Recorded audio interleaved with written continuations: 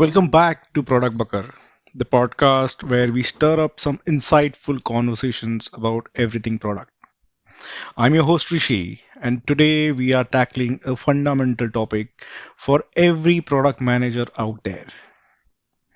And the topic is the Product Development Lifecycle, or PDLC, if you want to have an acronym. Now, I know what some of you might be thinking. Another framework? Don't we have enough acronyms already? And while it's true that there are many methodologies out there, understanding the PDLC isn't about memorizing steps. It's about having a clear, structured approach to building products that eventually deliver value. It's your roadmap from a raw idea to a market ready solution. So, what exactly is product development life cycle? In its simplest form, it's a series of stages that a product goes through from its initial conception to eventual retirement. Think of it as a journey of a product, and as a product manager, we are the navigators, ensuring we stay on the course. So let's kick things off with stage one, which is ideation and discovery. This is where it all begins, the spark. It's about identifying opportunities, understanding market needs, and generating initial product ideas. For product managers, this involves a lot of research. You're looking at market trends, analyzing competitor products, listening intently to the customer feedback, whether it's through surveys, interviews, or even support tickets. You're trying to identify pain points, unmet needs, and potential gaps in the market. Tools like brainstorming session, user story mapping, and even simple SWOT analysis come into play here. The goal is to generate a strong hypothesis for a product that addresses a real problem for a specific user segment. A critical part of the stage is validating your assumptions. Don't fall in love with your first idea.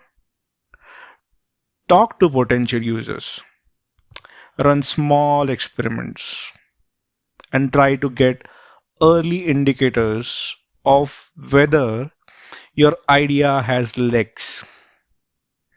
This saves you a lot of time and resources down the line.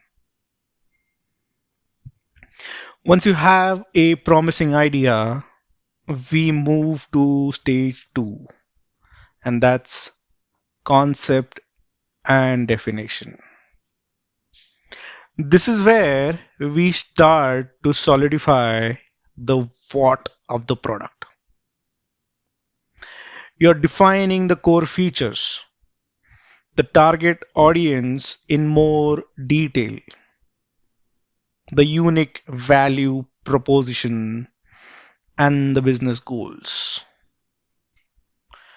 Here, you will be creating things like product requirement documents, you may call it PRDs, user stories, and potentially even wireframes or mockups to visualize the product's functionality. This stage is crucial for aligning stakeholders, engineering, design, marketing, sales on a shared vision. Everyone needs to be on the same page about what we are building and why are we building.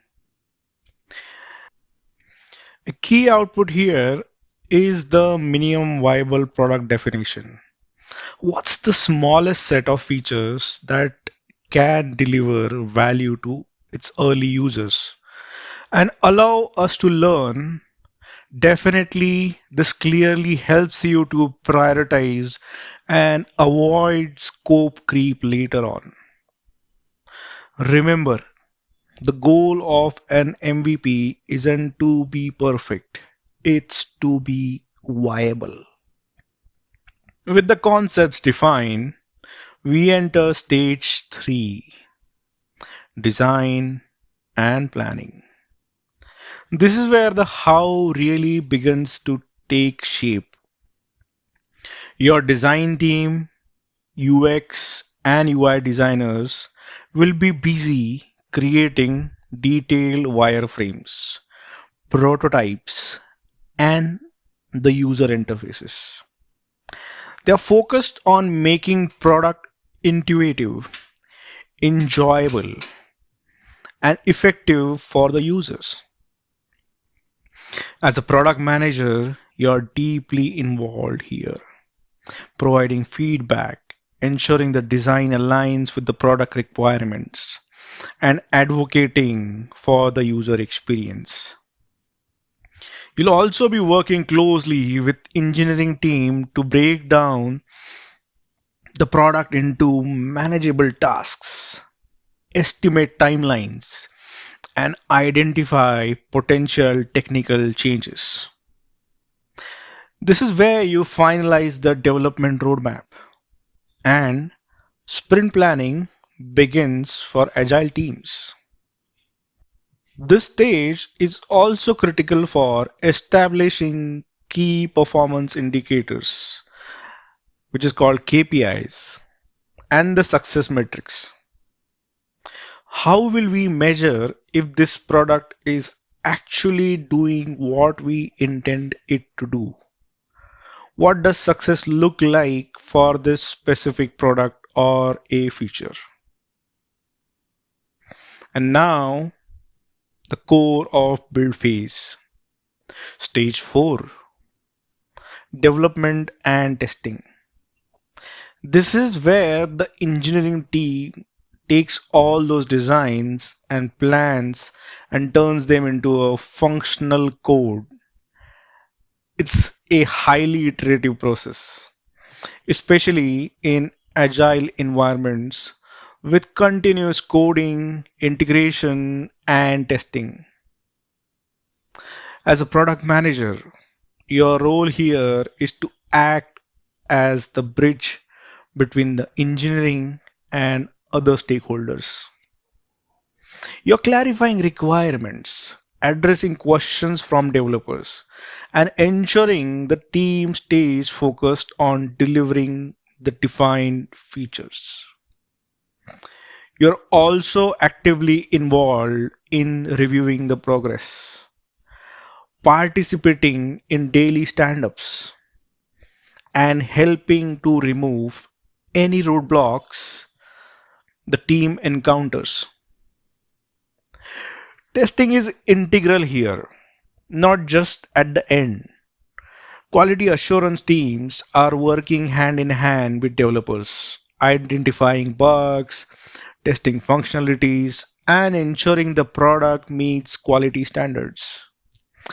User acceptance testing, which is called UAT, is also crucial, where the real users test the product to ensure it meets their need and expectation before its launch.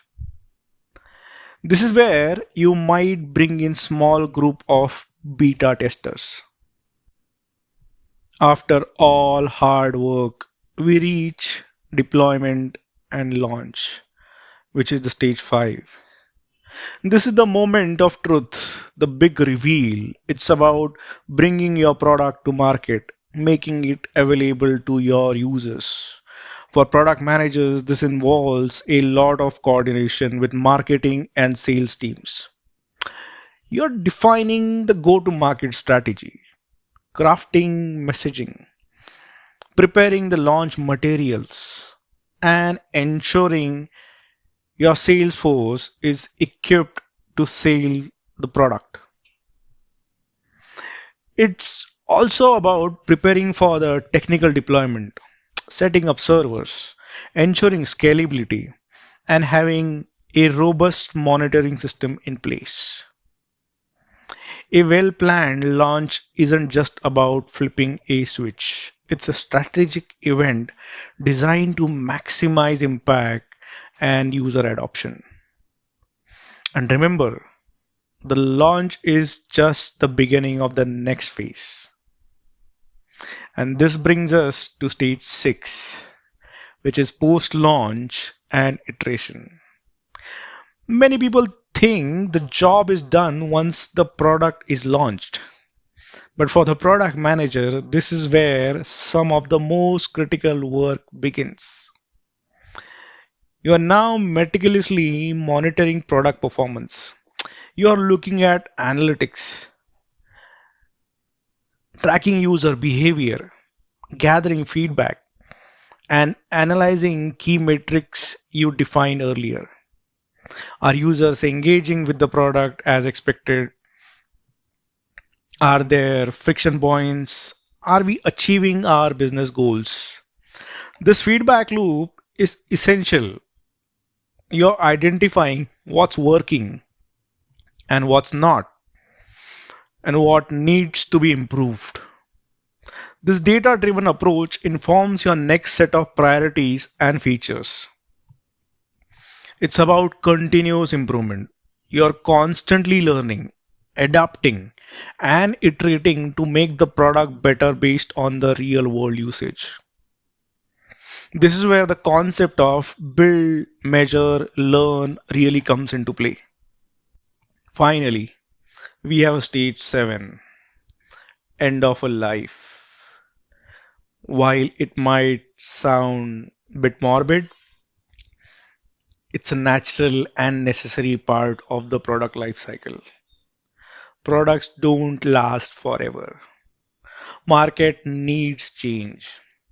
Technology evolves and the new solutions emerge. As a product manager, you might be involved in the strategic decisions to sunset a product or a specific feature. This involves planning the transition before exiting users, communicating clearly about the change, and potentially migrating users to a newer product or alternative solution. It's about managing the decline gracefully and ensuring minimal disruption for your customers. This decision is rarely taken lightly and involves careful consideration of user impact, revenue, and strategic alignment with company's long-term vision. So that's the product development life cycle in a nutshell. But what are the key takeaways for you, the product managers? First, the PDLC isn't linear. What we have presented it as a series of stages. In reality, especially in agile environments, there's a lot of overlap and iteration. You might be defining features for a future sprint while simultaneously testing feature from a previous one. Think of it more as a cyclical process, continuous refining and improving. Second, the communication is paramount here. As the central hub, you are constantly communicating with various teams, be it engineering, design, marketing, sales, customer support, and the leadership. Clear and concise communication at every stage is non negotiable. Third, be user obsessed. Every stage, from ideation to post launch, should be driven by a deep understanding of your users and their needs. The PDLC is a framework to build solutions for them, not just to build features. Fourth, data driven decisions. Don't rely on your gut feelings alone.